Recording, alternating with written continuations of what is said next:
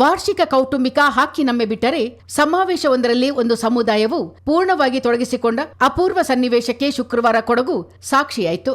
ಕಟ್ಟೆಮಾಡು ಪ್ರಕರಣದ ಬಳಿಕ ಎದ್ದಿರುವ ವಿವಾದಗಳ ಹಿನ್ನೆಲೆಯಲ್ಲಿ ಕೊಡವ ಸಂಸ್ಕೃತಿಗೆ ಅಪಚಾರವಾಗುತ್ತಿದೆ ಎಂದು ಆರೋಪಿಸಿ ಅಖಿಲ ಕೊಡವ ಸಮಾಜದ ಮುಂದಾಳತ್ವದಲ್ಲಿ ಸಮಸ್ತ ಕೊಡವ ಬಾಂಧವರು ಒಂದಾದರು. ಫೆಬ್ರವರಿ 1ರಿಂದ ಗಡಿಗ್ರಾಮ ಕುಟ್ಟದಿಂದ ಆರಂಭವಾದ ಬಹರಿ ಪಾದಯಾತ್ರೆ ಟಿ ಶೆಟ್ಟಿಗೇರಿ, ಪೊನ್ನಂಪೇಟೆ, ಗೋಣಿಕೊಪ್ಪ, ವಿರಾಜಪೇಟೆ, ಮೂರ್ನಾಡಿಗಾಗಿ ಮಡಿಕೇರಿಗೆ ಶುಕ್ರವಾರ ತಲುಪಿತು. ಈ ಮಧ್ಯೆ ಆಯಾ ಪಟ್ಟಣಗಳಲ್ಲಿ ಪಾದಯಾತ್ರೆಗೆ ಮತ್ತಷ್ಟು ಕೊಡವರು ಶಕ್ತಿ ತುಂಬಿದರು. ಇದರೊಂದಿಗೆ ಕುಶಾಲನಗರ, ಚೆಟ್ಟಳ್ಳಿ, ಮುಕ್ಕೋಡ್ಲು, ಸಂಪಾಜೆ ಮಾರ್ಗಗಳಿಂದಲೂ ಬಂದ ಮತ್ತಷ್ಟು ಮಂದಿಯೂ ಸೇರಿ ಮಡಿಕೇರಿಯಲ್ಲಿ ಜನಪ್ರವಾಹವೇ ಕಂಡುಬಂತು.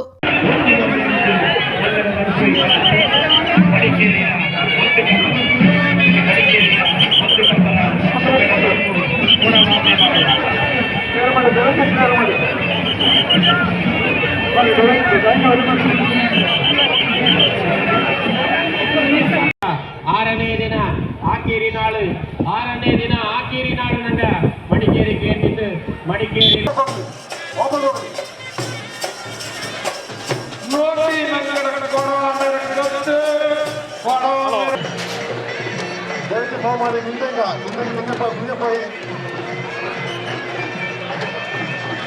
ದಂಡು ಬಂದ ಗ್ಯಾದರಿಂಗ್ ದಾಸರಪ್ಪ ಕಷ್ಟಪ ಹಿಂದೆ ಹೋಗಿ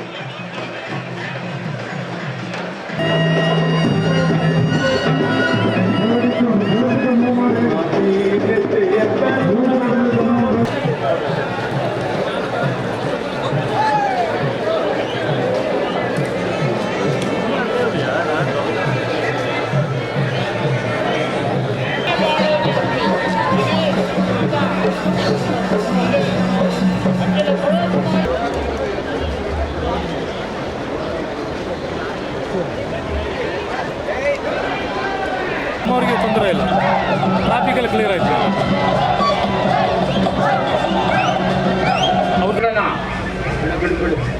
ಚೆನ್ನ ಬಟ್ಟೆ ಕೊಡಿ ಎಲ್ಲರಿಗೂ ವೇದಿಕೆ ಒಂದು ಐಂಪುಳ ಎಲ್ಲ ಪ್ರವಹಿಸಿ ನಾನು ಸ್ವಾಗತ ಮಾಡಿದ್ದೇವೆ. ಕಾರ್ಯಕ್ರಮ ಮಾತು ಅಂದಂತ ವಿವರತ್ನ ರಾಜ್ಯಕ್ಕೆ ದೇಶಕ್ಕೆ ವಿಶ್ವಕ್ಕೆ ಮುಚ್ಚಲು ಪ್ರಯತ್ನ ನಯಿಸಿತು. ಅದನ್ನು ನಂಗ ನೆರವೇರಿಸಿದ್ದು ಯಶಸ್ವಿ ಆಯ್ತದ್ದು. ಈ ನಡ್ಪಡು ಬಾಣ ಎಲಗಟ್ಟೆಗೆ ನಡ್ಪಡು ಬಾಣ ಜನಗಳಿಗೆ ಇದು ನಂಗಡ ಆಗ ಆ ಅವಶ್ಯಕತೆ ನಂಗೆ ಪೂರೈಕೆ ಮಾಡಿತು. ಆ ಅವಶ್ಯಕತೆ ಸ್ವಾತಂತ್ರ್ಯ ನಂತರದ ದಿನಗಳಲ್ಲಿ ಜಮ್ಮ ಹೋರಾಟ, ಕಸ್ತೂರಿ ರಂಗನ್ ಹೋರಾಟಗಳಲ್ಲಿ ಅಪಾರ ಸಂಖ್ಯೆ ಜನರು ಪಾಲ್ಗೊಂಡಿದ್ದರು. ಕೇವಲ ಕೊಡವರು ಮಾತ್ರ ದಾಖಲೆಯ ಸಂಖ್ಯೆಯಲ್ಲಿ ಸೇರಿರುವುದು ಇದೇ ಮೊದಲು. ಜನಪ್ರವಾಹದ ನಿರೀಕ್ಷೆ ಇಟ್ಟುಕೊಂಡಿದ್ದ ಪೊಲೀಸ್ ಇಲಾಖೆ ಮುನ್ನೆಚ್ಚರಿಕೆ ಕ್ರಮಗಳನ್ನು ಕೈಗೊಂಡಿದ್ದರಿಂದ ಪಾದಯಾತ್ರೆ ಮತ್ತು ಸಮಾವೇಶ ನಿರ್ವಿಘ್ನವಾಗಿ ನಡೆದಂತಾಯಿತು. ನಗರದೆಲ್ಲೆಡೆ ಸಂಚಾರ ವ್ಯವಸ್ಥೆಯನ್ನೇ ಬದಲಾಯಿಸಲಾಗಿತ್ತು. ರಸ್ತೆ ಬದಿಗಳಲ್ಲಿ ವಾಹನ ನಿಲುಗಡೆಯನ್ನು ನಿರ್ಬಂಧಿಸಲಾಗಿತ್ತು. ರಸ್ತೆಯ ಒಂದು ಬದಿಯಲ್ಲಿ ವಾಹನಗಳು ಸಂಚರಿಸಿದ್ದವು. ಅಸಂಖ್ಯ ಪೊಲೀಸರು ಬೆಳಗಿನಿಂದಲೇ ಜನಸ್ತೋಮವನ್ನು ನಿಯಂತ್ರಿಸುವಲ್ಲಿ ಮತ್ತು ಶಾಂತಿ ಸುವ್ಯವಸ್ಥೆಗಾಗಿ ತೊಡಗಿಸಿಕೊಂಡಿದ್ದರು. ಜನ ಪ್ರವಾಹವೇ ಅರಿದು ಬಂದಿದ್ದರೂ ಒಂದು ಸಣ್ಣ ಅಹಿತಕರ ಘಟನೆಯೂ ಕಂಡುಬರದಂತೆ ಶಿಸ್ತು ಸಂಯಮದ ಪಾದಯಾತ್ರೆಗೆ ಕೊಡವರು ಕಾರಣಕರ್ತರಾದರು. ನಂಗಡ ಸಂಸ್ಕೃತಿ ನಂಗಡ ಹಕ್ಕು, ಕೊಡವಮ್ಮೆ ಬಾಳೋ ಎಂಬಿತ್ಯಾದಿ ಘೋಷಣೆಗಳು ಮತ್ತು ತಮ್ಮ ಸಂಸ್ಕೃತಿಯ ಪರವಾದ ಫಲಕಗಳು ಸಮಾವೇಶದಲ್ಲಿ ರಾರಾಜಿಸಿದವು.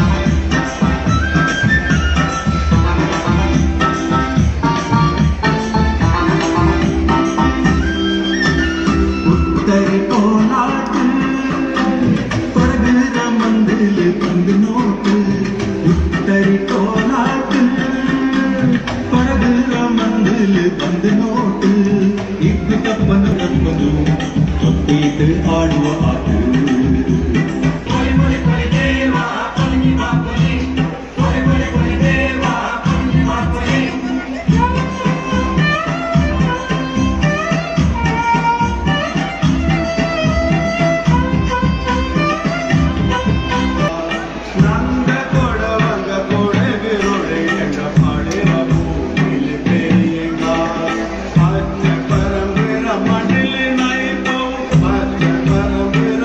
ಸಮುದಾಯವೊಂದು ಹೆಚ್ಚಿನ ಸಂಖ್ಯೆಯಲ್ಲಿ ಪಾಲ್ಗೊಂಡು ಹಾಕಿ ನಮ್ಮೆಯ ವಿಶ್ವ ದಾಖಲೆ ಬರೆದ ಕೊಡವ ಸಮುದಾಯ ಇದೀಗ ತಮ್ಮ ಸಂಸ್ಕೃತಿಯ ರಕ್ಷಣೆಗಾಗಿ ಒಟ್ಟಾಗುವ ಮೂಲಕ ಮತ್ತೊಂದು ದಾಖಲೆ ನಿರ್ಮಿಸಿದೆ.